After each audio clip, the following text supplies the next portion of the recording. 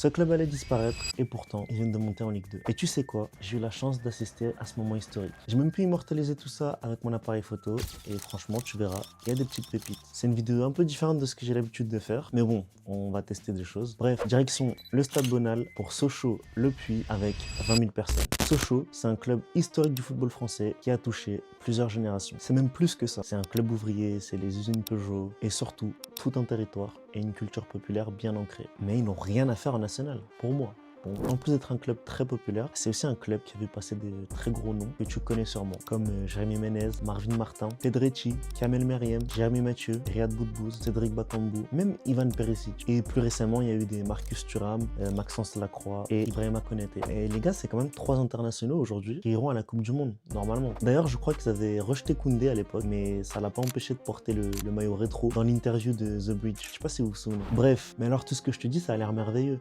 Des grands noms, un club historique, très populaire, avec une très grosse histoire, sauf que c'est devenu très compliqué pour Sochaux. C'est un club qui allait même disparaître en 2023. Mais bon, il est toujours là et ça jouait la dernière journée de National avec la possibilité de monter en Ligue 2. En vrai, ça avait très bien commencé avec les buts de Boutoutaou à la 32e, je crois, et la frappe de Youssouf à la 40e minute. Très beau but. Franchement, les gars, sur chaque action, on sentait qu'il se passait quelque chose, qu'il y avait un bail, qu'il y avait une atmosphère particulière dans le stade. Bref, 2-0 mi-temps, les supporters qui chantent « On est en Ligue 2 ». Que demande le peuple finalement? Sauf que ça a porté l'œil parce que l'entame de la seconde période, waouh, waouh, bah c'était catastrophique. Donc Le Puy marque un premier but, puis un second. Ça fait 2-2. Il y a eu des occasions de la part de Sochaux. Ça a fini en match nul, 2 buts partout, mais ça suffisait amplement pour la montée de Sochaux. Pour ma part, c'était la première fois que je prenais des photos dans un stade, un vrai stade, parce que oui, j'ai déjà pris des photos en district, en régional, et c'était aussi ma première fois à Bonal. Et quelle première fois, j'ai envie de vous dire. Honnêtement, avec le contexte, l'ambiance, les gens qui étaient présents, les supporters qui étaient là, c'était grave cool. Pourtant, j'avais uniquement un objectif 18-50